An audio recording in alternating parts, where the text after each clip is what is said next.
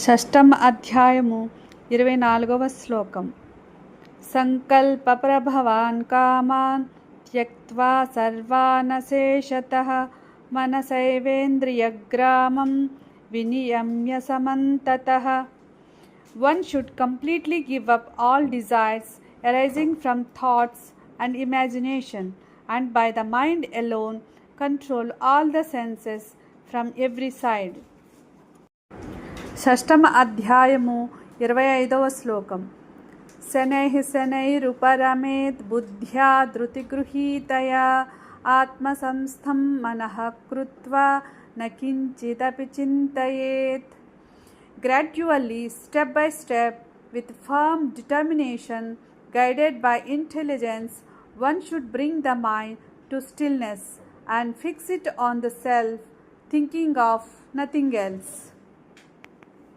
షష్టమ అధ్యాయము 26వ శ్లోకం.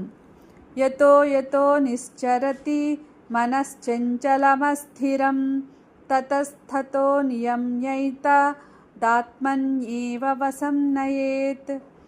Wherever the restless and unsteady mind wanders, one should bring it back under control and focus it again on the self. షష్టమ అధ్యాయము 27వ శ్లోకం. ప్రశాంతమనసం హ్యేనం యోగినం సుఖముత్తమం ఉపైతి శాంతరజసం బ్రహ్మభూతమకల్మషం.